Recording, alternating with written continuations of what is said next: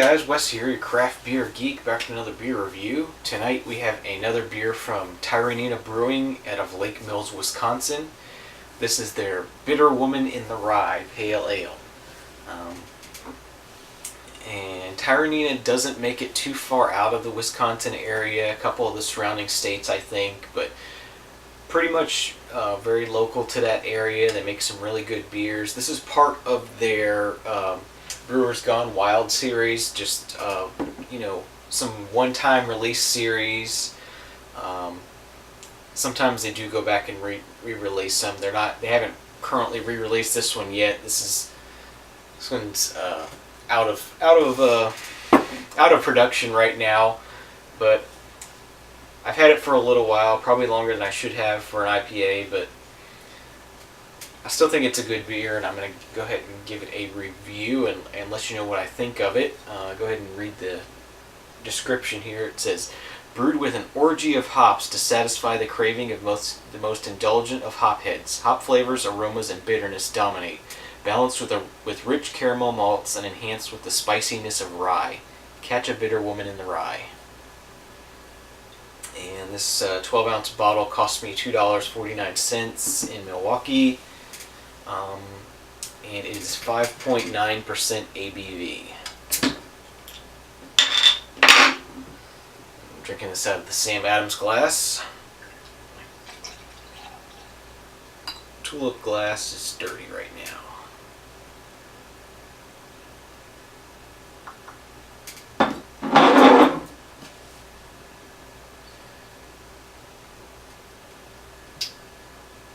Okay, so this is definitely unfiltered. It's very, very cloudy. There's some yeast and some hops and everything in here. Didn't get too much of a head on there. It's fading away fast. Let's go ahead and get an aroma.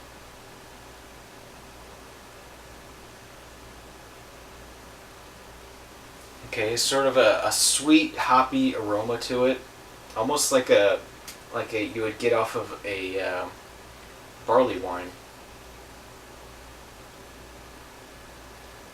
So let's go ahead and give this a taste and see what I think of it. It is quite sweet up front, and then you get the quite a bit of hoppiness just ripping into your tongue, bitterness and just scrubbing your tongue. And so it's sweet, and then the hops just overpower the sweetness. It's quite a thick body. Also, I'm kind of surprised how thick of a mouthfeel this has. There's a slight amount of dark fruit in the taste, like a little bit of caramel, I would say.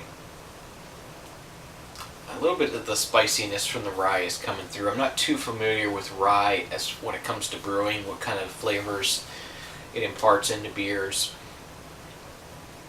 But this is a little bit spicy.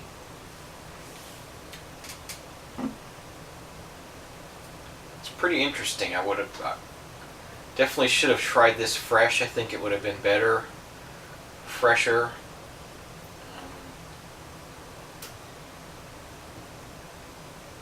But I just haven't had the inclination before to try it. Definitely not bad tasting. It tastes quite good as it is. Getting quite a bit of bitterness. I'm sure some of the hop flavors have faded, but there's still quite a bit of bitterness to this beer. Which, like I said, it's nice because it starts initially it's really sweet, and then the bitterness just comes and fights back against that sweetness, and it makes it a really nice flavor profile. It is quite a strange how much of a heavy body this beer has. I'm not really sure what the reasoning is for that, why it's so heavy. I mean, it's like I said, it's 5.9% alcohol, so it's not. It didn't need to be that heavy to have a lot of alcohol. It's just really thick and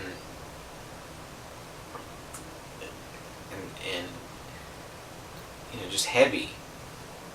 It's got a heaviness to it that just seems odd. I don't know if maybe this was meant to be for a wintertime beer or what, but it's quite heavy. So I'm not even sure if it's fair to rate this beer as, you know, as it is, even though it is possible that this will never even be brewed again. So it may be a moot point anyway, but, you know, based on what I'm tasting, I would go around a 7 for this beer. You know, it's tasty, it's kind of interesting, but it's not doing a lot for me. You know, just it's a good tasting beer.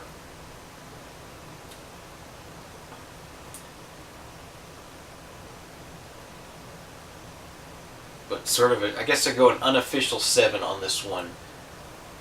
So, thank you for watching. I'm Wes, your Craft Beer Geek. You can find this review and a lot more at my website, craftbeergeek.com. And remember, I don't drink bad beers. You shouldn't either. Cheers.